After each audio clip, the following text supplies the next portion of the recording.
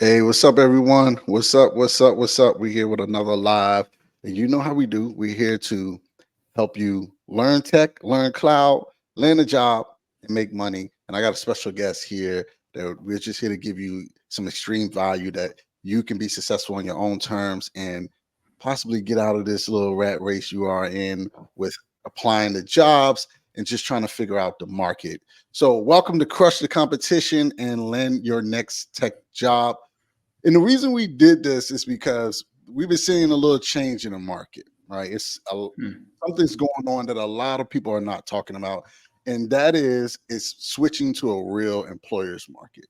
And you have tons of people in this market that are doing the same strategy and just expecting to stand out and just expecting different results. And what you get is a bunch of candidates that are just competing for roles. So our job today is just to give you some tips and tricks and strategies, uh, a strategy on how you can stand out, crush the competition, and go in there and land the job that you want. All right. So I have a special guest here.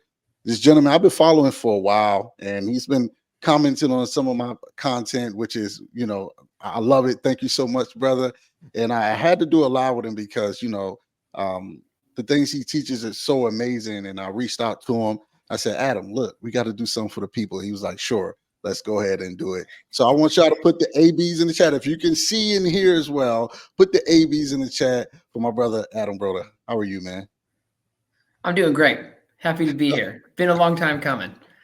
Yeah, man, for sure, man. Thank you so much. Tell people a little bit about yourself, a little bit about Broda Coaching and what you offer and all of that good stuff, if you don't mind.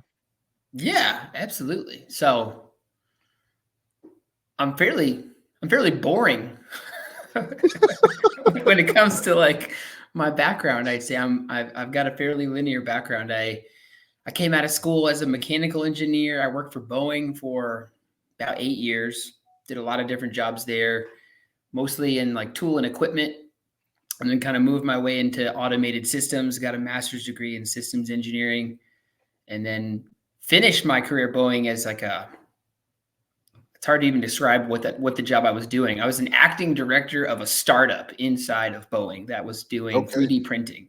So Okay. kind of totally out of left field, super fun job, super fun job. And 2019 hit, I went out on paternity leave with my first kid.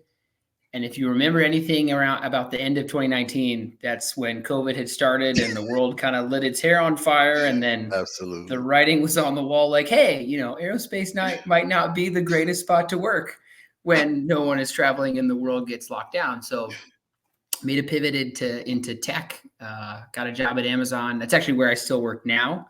And then I am a senior manager of product and lead a division of teams that build internal products for the health and safety organization inside Amazon, which is a loaded and very interesting space. But that's been a great job. Have loved that. Learned a ton. I hired a lot of different tech skills. Everything from engineering all the way to like design and UX is all kind of a part of the product space. And then, yeah, side business wise, I started Broda Coaching about the same time that I switched into tech to teach people, career transition strategies from the hiring side, right? I've been a hiring manager for almost 13 years now. I started hiring when I was 25 at Boeing. So it's been over a decade. And that was the whole point of my coaching business was like, this is how hiring managers think about the job search process, right? And not necessarily a recruiter, and wanted to just kind of build some program materials around that. So that's been going strong for 5 years. And I have what my program looks like today is I run like a career transition community for mid to late career professionals, Right. basically looking to transition industry. So we work a lot with folks that are coming from outside tech and trying to get into tech, similar to what you do. And Yeah. um, I guess I would say, outside of that, I have two kids that are small enough to keep me bald. I do triathlons every Oh, nice. once in a while when I'm not sick because of my small kids. And then I don't really know what, I mean, if you've had children, you don't really have hobbies. You know how that goes. But I love trying to make barbecue. That's kind of that I'm in that dad phase of my life, where I'm trying to figure out how to make food. So that's me in a nutshell. Yeah, that's me too. Weekends, man, I got the Blackstone out. Like, hey, what Yeah, y'all want? What y'all yeah. Really, I want it. They don't care, but want? that's irrelevant. And it's funny that you say, when you have kids, you have no hobbies, because I mean, that's exactly what it is, right? Every Yeah, dedicated moment is games, or hey, they want to go to friends. They want to, hey, Dad, can you, I live in Virginia. Hey, Dad, can you take me to Georgia? I want to spend the weekend over with my friends. Like, yeah. man, come on, man, So they want you to take them everywhere across creation, and that's just how it goes, man. But You love it though, definitely, but yeah, yeah, for sure, yeah, man. That's yeah, just what the dad life is, man. So, yeah. um, Eric said yay to the triathlon.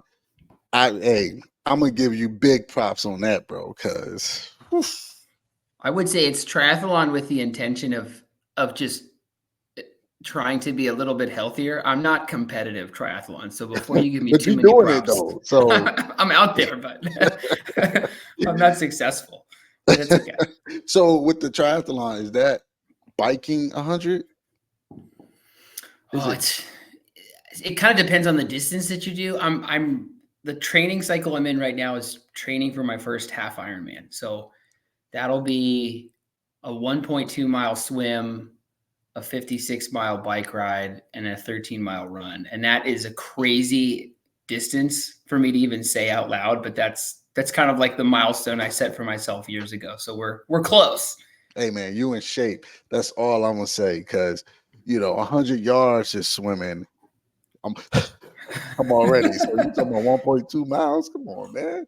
That's You get a crazy. wetsuit, you're basically a life jacket. It's not that bad. Yeah, it's definitely not easy, Eric. So, but yeah, let's get to the meat and potatoes, man. I want to ask you first question. In your tenure as a coach and being in tech and being a hiring manager, what are some of the common mistakes you see candidates make when they're applying for jobs, and how can they avoid making these mistakes? Mm. I mean, some of this is going to be really obvious, but I think it's worth saying just because it is the correct answer to your question, right? Like the common mistakes being made are not complicated ones. They're pretty straightforward, right? If I post a job for a mid-level program manager, right? And I get 400 applications in 2 weeks, something like that. I would say that probably 60% of those applications are not going to be tailored to the job in any way at all. And that's mistake number one, right? Is there's nothing specific about that application, about that resume that speaks to the job description that I wrote or the qualifications that I'm looking for. Again, my recruiting team that is working with me is just executing the instructions that I give them, right? I say, hey, these are the qualifications that I need based off of whatever my VP tells me. I Yeah, put that on a piece of paper and they go screen for it. So yeah, step number one is, if you want to beat a majority of the giant applicant pool that we hear so much about, right? Like the tech market is so crowded and it's very, very busy. And it is. Tailoring your application, tailoring your resume is kind of basic step number one. yeah. Yeah. I believe people. I hear this a lot. Like, man, it's just so much. It's time consuming. It's time Yeah. consuming. It is, but it's literally you're just prepping for the role. You just got to look at it like Yeah. that. You're prepping. So as much time as you spend prepping, the more time you'll look ready and become ready, because now you'll have things aligned on your resume that you can talk about that hits the pain points of the job description for the skills that they need you to have. Period. Exactly. You know, and Exactly. and I know, it's tedious to do this for every job, but it's a must, because what you don't want and what people complain about a lot is, "Man, I didn't get a call back, man. It must be me, must be my skills, man. I ain't got enough certifications." And it's not. It's just because you didn't prep and to show them, hey, you can solve these type of problems. And Exactly. yeah, man. I would say too, I look at things from a sales perspective, right? So like more like entrepreneurial.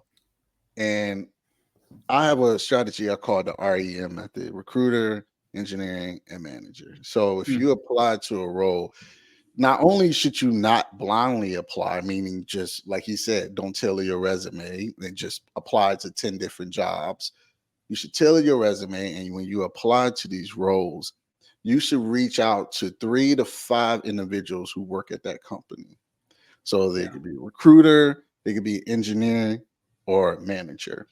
And literally all you have to say and reach out is say, hey, Adam, my name is Broadus. I'm a person that's trying to transition into cloud engineering, and I wanted to apply to this role at AWS or Amazon, this blah, blah, blah role. I wanted to see, man, if you had a few minutes of your time to have a chat about, how did you come to work at Amazon and possibly the Right. day to day of the role and the culture. If you have some time, please let me know, et cetera. And you could tell this to how you want.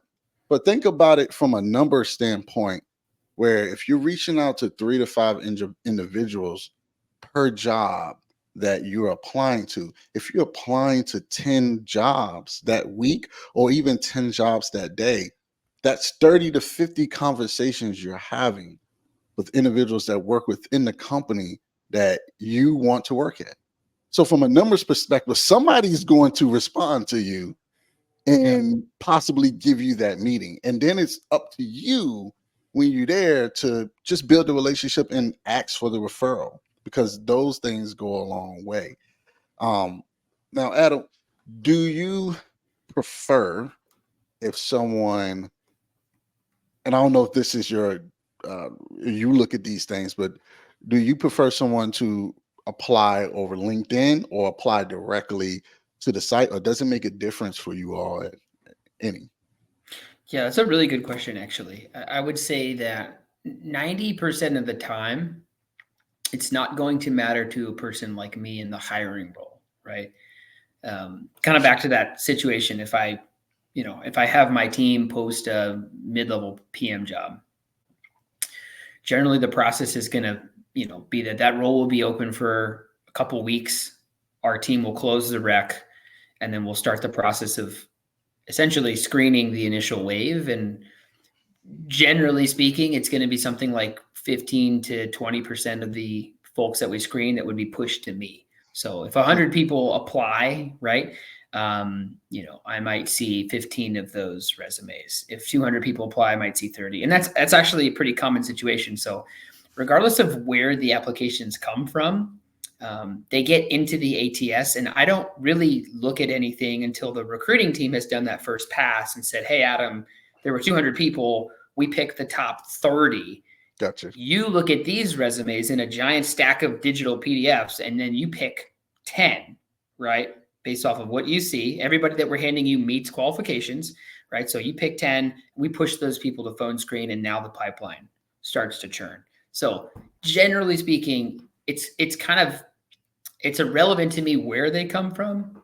I would say that, if I post a requisition and I want more candidates, I will, I'll put that out on LinkedIn, or I'll put that out on job boards, and I will have people reach out to me directly. And sometimes that's the way I'll do my own screening. Mm-hmm. The other thing that I would say is, just to kind of fully rip the cover off the process, right? Like, the applicant tracking system is just tracking applicants, exactly what you'd expect it to do. We have applicants coming in from internal applications. So that's one bucket, right? I have people coming in from referrals and recommendations. Obviously, there's different tiers to the way that our referral system is set up, but that's a second bucket. I have people coming in through, the ATS system. So however those people show up is going to somehow impact, the likelihood of them being seen in that initial review.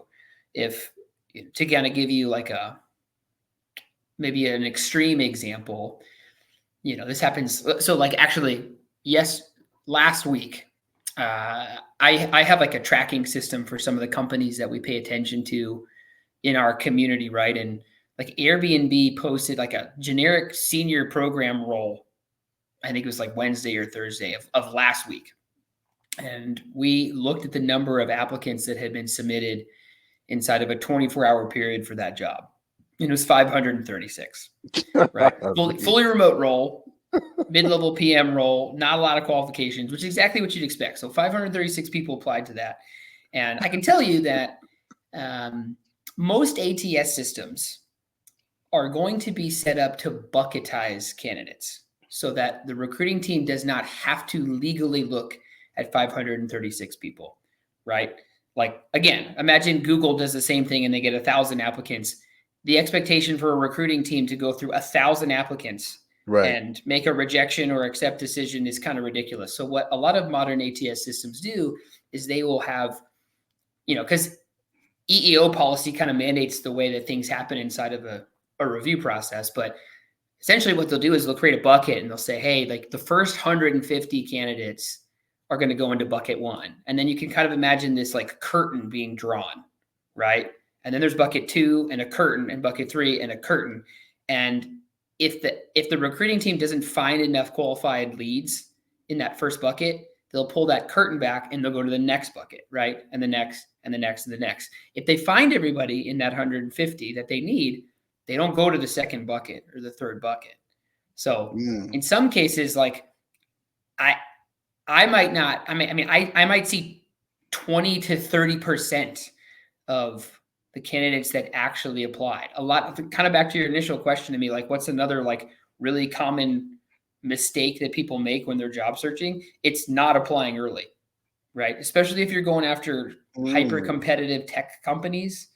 That's a really common misstep, is if you're applying after, a role's been up for a week or 2 weeks, especially like a company like Meta, right? Because Meta uses a pipeline process, right? They hire first in, first out. So, I mean, at that point, the likelihood of them finding qualified candidates and already have started the pipeline process is very high. Right. Correct. But anyway, that's kind of a roundabout answer to say, like, where you apply and how you apply usually doesn't matter for the hiring manager. I would say that, however you come in, whether you have really strong referrals or, you have contacts with recruiting and hiring people, like you still have to have an application in ATS to be considered. So like that's the basic step. Definitely apply early if you don't have, a strong referral or good contacts. If you do have strong referrals or good contacts, the earliness might not matter as much because you can get moved around or bumped up. But again, to your point, it's a crowded market. So some of those little tiny things make a lot of difference, right? Applying within the first 48 to 72 hours can make a really big difference. Yeah. Applying with, like you said, right? Like, reaching out to a handful of people that could potentially either click that referral button or somehow send your information to a person that's on the recruiting team. Those small things really do make a difference. Yeah, I think those little things make big impacts, especially. So if we take what Adam said and we reverse engineer it, or for lack of a better word, once again, I look at things from an entrepreneurial standpoint, right? I look at it as, business. So what he's saying is AWS or Amazon so if you look at it from a customer standpoint, as a business, you have a target market for this particular project. And this target market says my best customers are these people who have these skills, period. So when you're looking at the buckets, if they're able in the first bucket to, let's say they got 15 roles they want their target market or their target customer to fill, if they can fill those 15 roles after that first bucket, then they won't look at anyone else until they have other needs. So for you, a person who's looking to get into those roles, you have to be that target customer, meaning you have to have what they are looking for, period. That's just what it is. And the 100% truth of it is, a lot of you have it, but you're just not showing it. And sometimes you're not showing it because you're scared to show it, or you just want quick. And this is the thing. if you're trying to land a high paying role in tech, you got to go through the process. You can't shortchange yourself in the front end and then complain that the results you got from shortchanging yourself is not working out for you. You gotta prep and you gotta do the work if you want to stand out to that company who's looking at a specific target market. If you want to be part of that target market, then you have to become that target market. Okay, these are the skills they're looking for me to have. What is the percentage of skills do I actually have? And let's say I have 60-40. I have 60% of the skills, but 40% I'm lacking. What can you do to showcase you're able to solve problems with the other 40%? Let's say you don't have the experience, 1, 2, 3, 4, 5 years of experience. What can we do now to just showcase, hey, I'm smart enough to learn these things and to start solving problems with it and put it on your resume and how you're doing something with it. So the ATS system can pick up those keywords and say, hey, this is a potential target customer for us to fill the need for this project. Let's pick them up and let's move them to a recruiting interview. So that's how y'all need to think. That's my 2 cents in the bucket. That makes sense. I would tell you again, kind of back to your question of like, what's a common misstep that a lot of people make? It's applying to jobs where they don't meet 100% of the basic qualifications. Basic, right? yes. Like I have the opinion that, I landed a job at Amazon without meeting 100% of all the qualifications, but at a minimum, got to meet the basic ones, right? So exactly like you said, the job description is your guide to trying and figure out what the hiring teams want. Don't ignore it. Use it to customize your resume. Use it to customize your networking strategy. Use it to customize your LinkedIn profile.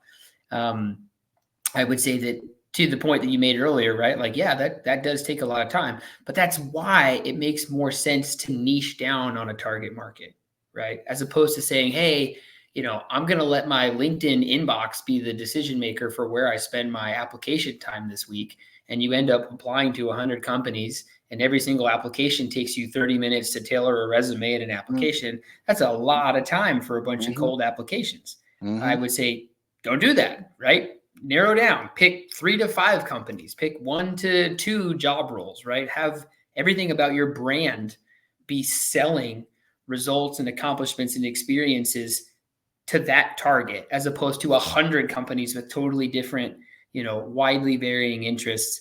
I can tell you, and I know Broda says you probably have the same opinion, but inside our career coaching community, niching down is the smart move, right? Like you're going to be way more successful when you pick a much smaller, more focused target, and then you sell to that target. Think about Ford, selling F-150 trucks. They put billions of dollars of research to figure out who is the most likely person to buy this truck. And then they build an advertising campaign also worth billions of dollars to market it. You're kind of doing a small version of that with, your professional profile and your LinkedIn and your resume. You don't want to be the jack of all trades that applies to everything everywhere, right? Maybe that works at the student level. Maybe that works when you're entering, back into the job market with a very limited amount of experience. But when you're targeting 150K plus roles at senior and principal and director level, that does not work. Yeah, does not work. And the last thing I was going to say, based off of your comment, right, is the appetite, because it is an employer's market. It's an employer's market. I'm going to put a role out. I'm going to get tons of highly qualified people that have lots of great experience. I don't need to take a risk on someone that isn't giving me what I asked for, right? Like the incentive to do that is so small right now because there's 10 other people behind you that are going to do that. Right. So yeah, I don't have to be super risky in the candidates I'm picking, right? There's the chances of me finding someone that's going to put the right stuff on the piece of paper in that candidate pool right now are quite high. And if you don't play the game, it's going to be hard to win. I was literally about to say that. Like, if you're not ready to play the game the proper way, if you're not coming with the skills and dressed up, you don't have the uniform on, the sneakers on, everything that the coach want you to have to play the game, just don't come at all. And that's just what it is, because it's competition, and you're going to have uh, people who are more qualified for to you. Let's say you have a Sure. senior person that lost a role, right? They got laid off. Well, guess what? Some of those senior people are going to be applying to these associate level roles to get back in the game real quick, to get their feet wet, get some money in their pocket until they find something else that reaches the financial security that they want in a role. So you're competing with those people as well, right? And it's a hard game, but there are strategies that you can do to help you stand out. We're giving you some of the marketing tactics and the strategies that get you in the door to even get looked at, right? So now we could talk about marketing strategies as well. Once you apply, what are some of the things you can do? So I have a strategy that if you can get out of your comfort zone, this I believe will work for a lot of people who will implement it. And I think implementing a strategy like this will ensure that regardless of the market, you can give yourself a leg up to land any type of role, even if you're looking to, upskill and get it to something better, etc. So when you apply to these roles, you got to ask yourself now, let's say you're using an REM method, or let's say you just reaching out to people trying to get referrals after you apply, or let's say you talked to the recruiter already in the first interview, but it just didn't work out, right? This role was a no. How are we going to continue to keep people updated with what we're doing? So, for instance, if you go to a website, let's say, Patagonia, love their tees or jackets or whatever, you go to their site, they capture you as a lead, they're going to continue to tell you about all the great things they have going on, the great products they're pushing out, the great deals they're pushing out, because they know eventually they'll catch your attention and catch you at a point where you may need something they want. This is every company, and then you're going to buy. You have to look at it from that same standpoint. If I'm talking to these recruiters, these engineering peers or managers, how do I keep them updated even weekly with what I'm doing? Hey, I did 2 new projects this week. Let me go ahead and send out an email to my email list on Friday. Hey, this is what I'm doing. This is a new certification I got. This is important because I know you said in the interview that I needed to address such and such skills, whatever the case may be. If you continue to get out of your comfort zone and reach out to those people that you've been talking to or are already having conversations with, this can just help you keep yourself at the top of their mind. So now, correct me if I'm wrong, Adam. When you're looking at from a recruiting standpoint, a hiring manager standpoint, the best thing to do is to be in their pipeline, because sometimes they'll reach out to you before the job hits the job board, right? And say, hey, we got Mm. something coming down the pipeline. This is something I think you'd be great for. But how can you do that if you're not in front of them, keeping them updated? We'll reach out to somebody one time, or we'll have a conversation with the recruiter or hiring manager. Let's say we get rejected. We won't even respond or contact them anymore. Oh man, it just didn't work out. But you got to understand, just because it was a no today, that don't mean it will be a yes tomorrow. Maybe it's a no today because you didn't showcase EKS skills to the way they want you to have them. Mhm. But let's say the next couple of weeks you start working on these projects and you're keeping them updated, and they're like, oh wow, okay, Broadus is he done showed me about 4 projects and it really matches some of the things we're doing with EKS and our ecosystem. I think we got another role coming, and I would love to talk to him. Um, what from your standpoint, what are some of the marketing strategies, creative ways people can, connect with you all and just stand out from the crowd? If you were a person looking for a role now, what are some of the things you would do? That's a really good question. Um, First and foremost, I think it's important to acknowledge some of the things that you said that are totally accurate to my experience. You can get rejected for a job and get called back, the next week. That a no I think you hear this quote a lot, right? But like rejection is redirection. I don't agree with that at all. Rejection is not right now. Come back later. Yeah, that's it. Yeah, my wife rejected me twice before we went out on our first date. Hey, but that's the point, though. You Right? stay persistent. So, yeah, I might have gotten a little better than I was the first time I tried, but that's also your point. But yeah, I would say like you getting a rejection in whatever stage of the game, right? Maybe it's before the interview, maybe it's after the phone screen, maybe it's after an interview loop. Like it does not close the door forever. Sure, like there might be cool down periods depending on how things go, but it's not very, very rarely is it a forever no. So I think that's really important that we say that.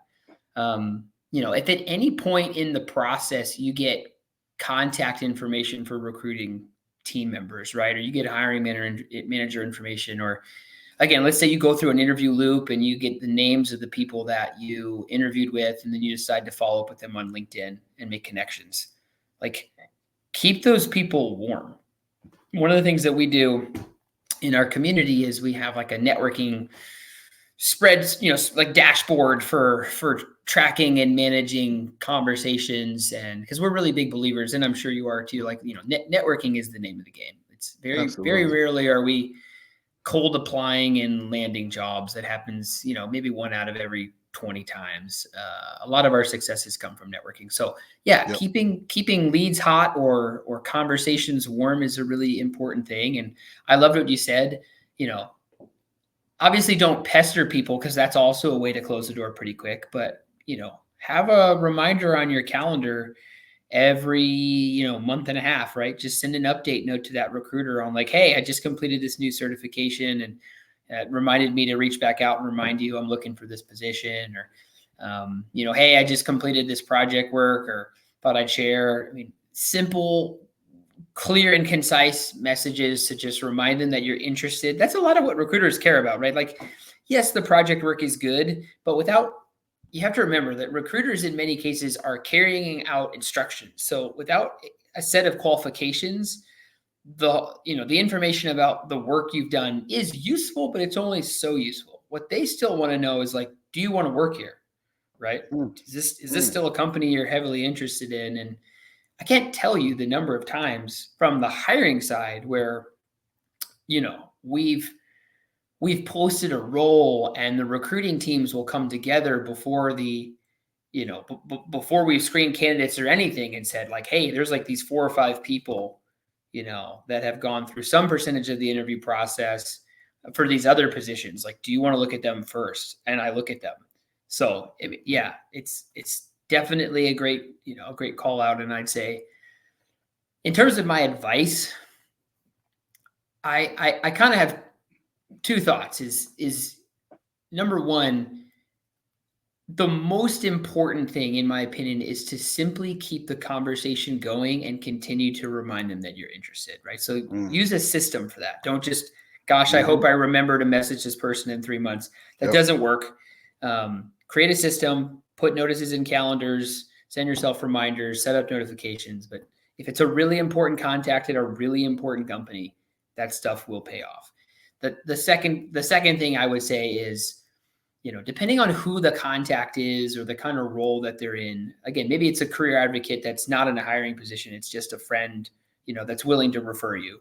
But yeah, depending on the kind of contact, I'd say the types of information that you want to put in front of them, regardless of whether you're just checking in and saying hi or you're trying to ask for referral, you have to remember that every interaction, it moves the needle in some direction, right? There's no static interactions. You're always making some kind of an impression. So I agree with Brodus's point. Like, I think the right way to keep those connections warm is to come to the table with something valuable or something interesting, right? And again, sometimes that's a project that you worked on. Sometimes it's something that you're sharing that, helps legitimize you. I think other times it's potentially information that could be helpful for them. I think some of the best conversations that have kind of organically led to referrals are where like folks in our community have gone out and found like really interesting research articles, right? Or design guides that someone's posted, or like a cool YouTube video, and just sent that to a connection to be like, hey, I saw this UX design video and I thought of you, and then that's like, that in 24 hours, the guy will look at it and watch it and respond back. And it's like, this is amazing. Like, this is really cool. Thanks for sending this over. Hey, did you ever find that job? Boom, door open. Right. It's a lot of that stuff. So I think maybe the way to summate my very long-winded point is sometimes you don't have to overthink it. Right. Sometimes, just the fact that you're reaching out to connect is enough. I think a lot of people, to the point you made, right, is they don't do that because they're nervous about what to say or what to present, when really it's just the action that's more important. Don't let that perfect thing be the blocker. I see that on my end too a lot. No, I mean, that's the thing, that execution and the success of the execution doesn't care about how you feel. The result comes from just executing and just doing.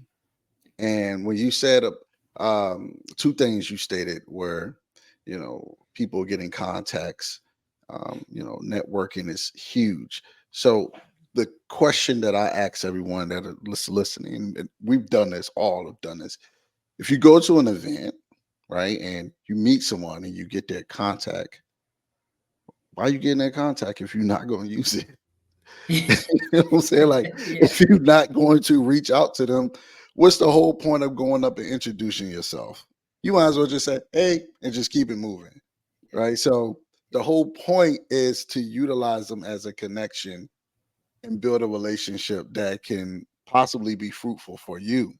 And when you talk about building systems, I literally thought of, let's say you have a bunch of recruiters or a bunch of hiring managers or whoever it is that, even engineers that you talk to about a certain role. You can kind of use tools or services like, let's say, MailChimp or even Active Campaign, and you can split them up in each groups. So like, engineers at, Amazon, or engineers at Citibank or whatever, or recruiters here. And what I would do is continue to reach out to those recruiters, you know, um, frequently, a month or so, let them keep them updated, and then spark conversation. But even with engineers, you can use a strategy like this where if you continue to work on projects, you can reach out to them and say, hey, I know last time we talked, you said you all were working on this and that, and I decided to go ahead and, start a project on it, see what I can learn about it. Hey, if you have time, even 5 minutes to glance at it, give me some feedback if you could. Thank you so much. And what that could result in is somebody that's an engineer, just, a peer, could be a peer in that company, and that could give you a referral, look at that project and actually give you some critical feedback on how you can improve. And what that does to them is embed that, oh, well, John is really working on some great stuff that I told him about a couple weeks ago, and he's already taken initiative, or Susan's already taken initiative to work some projects that showcase she can solve those problems. And when they have conversations, guess who's going to come out of their mouth? Because they were so impressed that you reached out, you took initiative, and you're building something and deploying something that's similar to what they're doing. So all of these strategies, is the number one thing of it is get out of your comfort zone and connect with the people who can make a difference in your career. Because if you're not going to do it, guarantee you somebody else is going to do it. And that person is most likely to get the job. All right. So I hope, listen, if this is valuable to y'all, put the gems in the chat. I just want to make sure, y'all getting some value. Let me check Instagram too, make sure they don't have any questions, etc.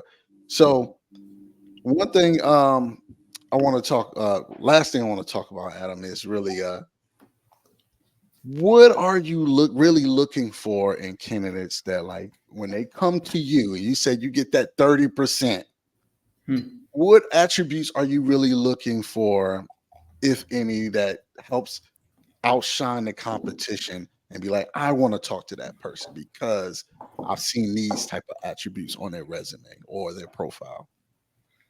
Yeah, another good question. I'm sorry, babe. Yeah, I mean, no, it's a great question to ask, right? I could talk about this for a long time. I would tell you that as a hiring manager, my strategy changes a little bit depending on where I am in the process, right? If I'm just looking at a resume, again, like my recruiting team hands me a stack of 30 PDFs and they're like, look through this and pick 10, right? So, when I'm in that phase, um, the assumption that I'm making is that everyone in that stack is already qualified, right? They would Mm, not get to me if they were not. So I'm not necessarily saying, hey, are they qualified, right? Um, I would say there's kind of two things that I'll specifically look for. Number one is your ability to do the job that I described, right? I'm looking for experiences that not necessarily are one to one, right? Like if I post, I need a network engineer, I don't necessarily have to see network engineering titles. I'm trying to see, did you manage teams or functions? Did you do tasks that are similar to what I need, right? Did you manage your portfolio? I'm looking for thematic level experience. I'm looking for transferable skills. Um, Again, not so much based on the qualifications, but just like, is there impressive stuff here that's relevant to the problems that this individual is going to solve within my organization? So, like you said, right? It's are you solving the right problems? Did you put that on the piece of paper? Are those interesting? Are they attractive to me? That's kind of thing number one.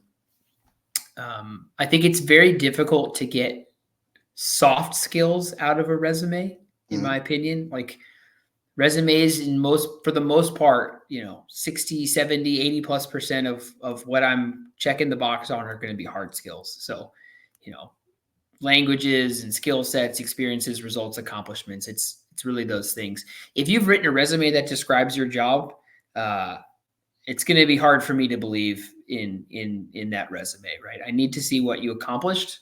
I need to see how you impacted someone, something in some place. So I really do focus in on ROI. I do focus in on impact statements. I do focus in on accomplishments.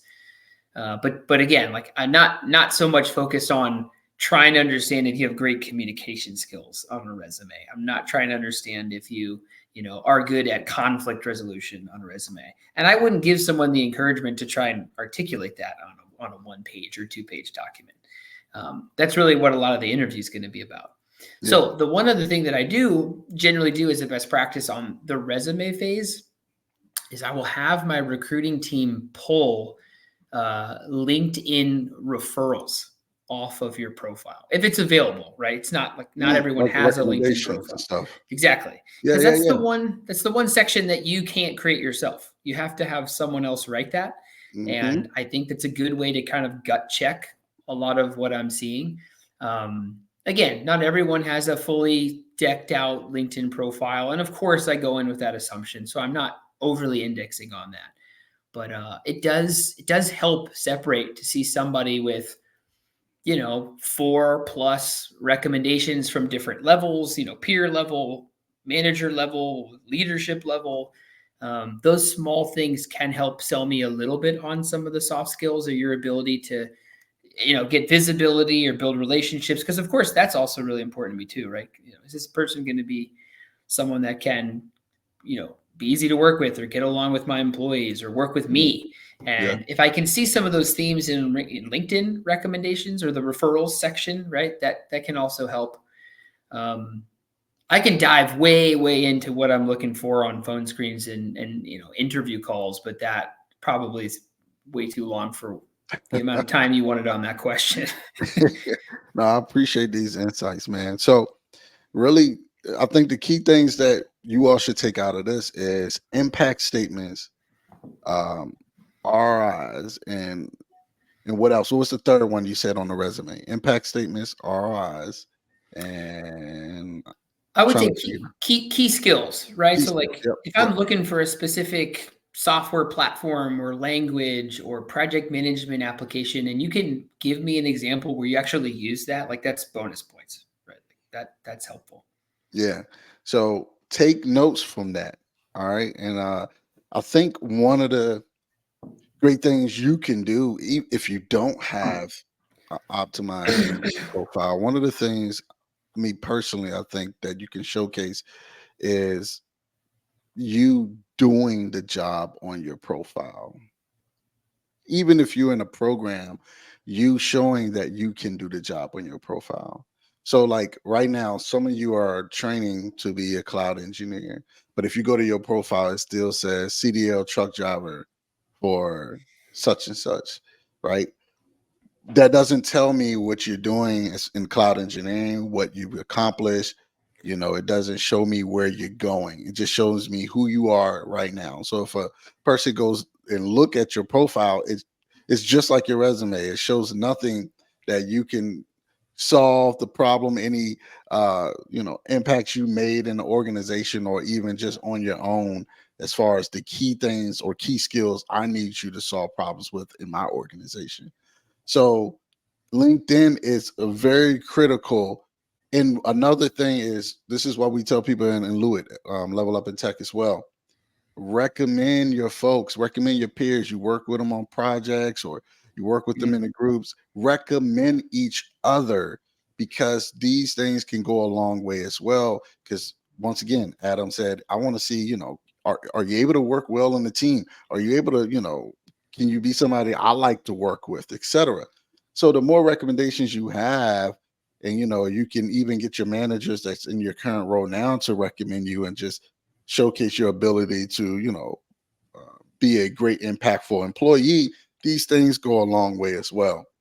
So we wanted to spend some time with y'all to give you some serious value of how you could crush the competition and land the next tech job. Because my opinion and what I've seen out here, and I was telling Adam before we started the live, a lot of the competition is lazy or lazy.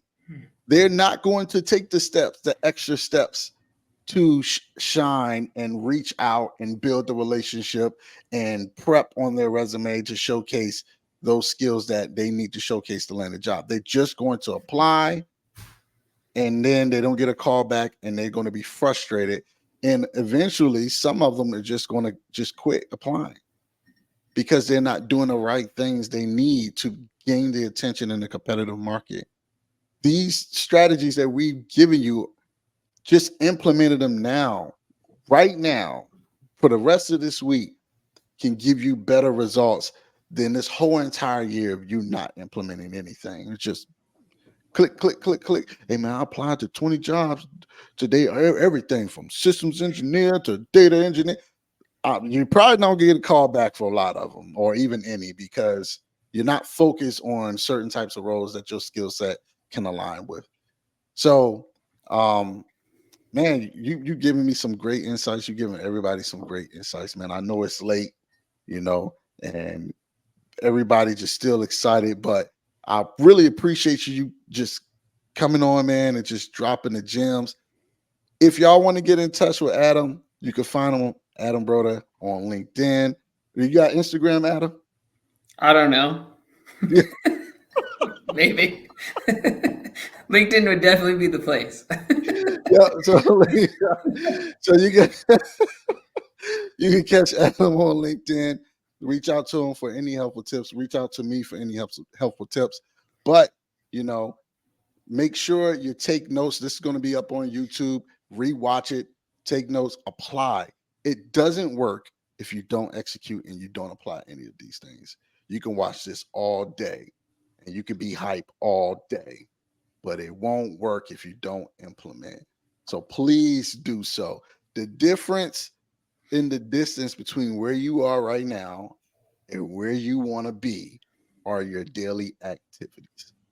All right. So change your daily activities, change what you do when you're applying to the roles, and you will see results. All right. Hit me with your questions on LinkedIn. Inbox me your questions. I'll make sure we get it answered. But it's a little late. We got the kids. Time to turn in. Thank y'all so much for watching. Thank you so much, Adam, for joining me, man. I appreciate you, brother. And we see y'all later.